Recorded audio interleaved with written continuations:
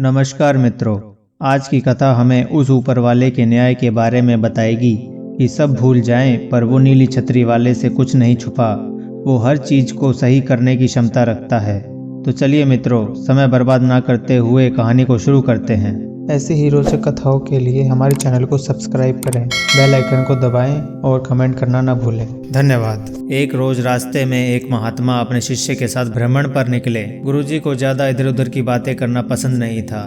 कम बोलना और शांति पूर्वक अपना कर्म करना ही उन्हें प्रिय था। परंतु शिष्य बहुत चपल था। उसे हमेशा इधर उधर की बातें ही सूझती थी। उसे दूसरों की बातों में बड़ा ही आनंद आता था। चलते हुए जब वो तालाब से गुजर रहे थे तो उन्होंने देखा कि एक धीवर नदी में जाल डाले हुए है। शिष्य यह सब देख खड़ा हो गया और धीवर को अहिंसा परमो धर्म का उपदेश देने लगा। लेकिन धीवर बड़ा समझने वाला था। पहले उसने टाल मटोल करनी चाहिए और बात जब बहुत आगे बढ़ गई तो शिष्य और धीवर के बीच झगड़ा हो गया। यह झगड़ा देख गुरुजी, जो उनसे बहुत आगे बढ़ गए थे, लौटे और शिष्य को अपने साथ चलने को कहा और हाथ पकड़कर ले गए। गुरुजी ने अपने शिष्य से कहा, बेटा, हम जैसे साधुओं का काम सिर्फ समझाना है, लेकिन ईश्वर ने हमें दंड देने के लिए धरती पर नहीं भेजा है। शिष्य ने पूछा, महाराज को न तो बहुत से दंडों के बारे में पता है और न ही हमारे राज्य के राजा बहुतों को दंड देते हैं, तो आखिर इनको दंड कौन देगा? शिष्य की इस बात का जवाब देते हुए गुरुजी ने कहा, बेटा, तुम निश्चिंत रहो। इसे भी दंड देने वाली अलौकिक शक्ति इस दुनिया में मौजूद है, जिसकी पहुंच सभी जगह है। ईश्वर की दृष्टि सब तरफ है और वो सब जगह पहुंच जाते हैं। इसलिए अभी तुम चलो, इस झगड़े में पड़ना गलत होगा, इसलिए इस झगड़े से दूर रहो। शिष्य गुरुजी की बात सुनकर संतुष्ट हो गया और उसके साथ चला गया। इस बात को ठीक 2 वर्ष ही बीते थे कि एक दिन गुरुजी और शिष्य दोनों उसी तालाब से गुजर रहे थे। शिष्य भी अब 2 साल पहले की वह धीवर वाली घटना भूल चुका था। उन्होंने उसी तालाब के पास देखा कि एक घायल सांप बहुत कष्ट में था। उसे हजारों चींटियां नोच नोच कर खा रही थी। शिष्य ने यह दृश्य देखा और उसे रहा नहीं गया। दया से उसका हृदय पिघल गया।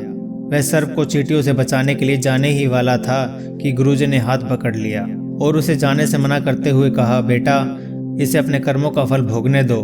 यदि अभी तुमने इसे रोकना चाहा तो इस बेचारे को फिर से दूसरे जन्म में यह दुख भोगने होंगे, क्योंकि कर्म का फल अवश्य ही भोगना पड़ता है। शिष्य ने गुरुजी से पूछा, गुरुजी, इसने कौन सा कर्म किया है जो इस दुर्दशा में फंसा है?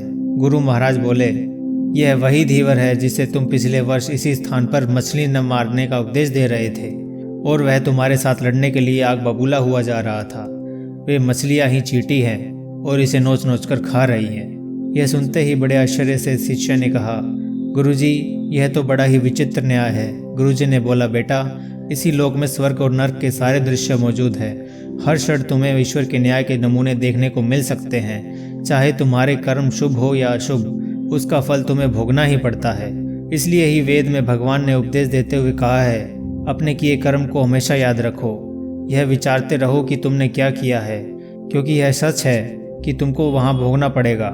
जीवन का हर क्षण कीमती है, इसलिए उसे बुरे कर्म के साथ व्यर्थ न जाते हुए अपने खाते में हमेशा अच्छे कर्मों की बढ़ोतरी करो, क्योंकि तुम्हारे अच्छे कर्मों का परिणाम बहुत सुखद रूप से मिलेगा। इसका उल्टा भी उतना ही सही है, तुम्हारे बुरे कर्मों का फल भी एक दिन तुम्हें भुगतना पड़ेगा। इसलिए कर्मों पर ध्यान दो, क्योंकि वो ईश्वर हमेशा न्याय ही करता है।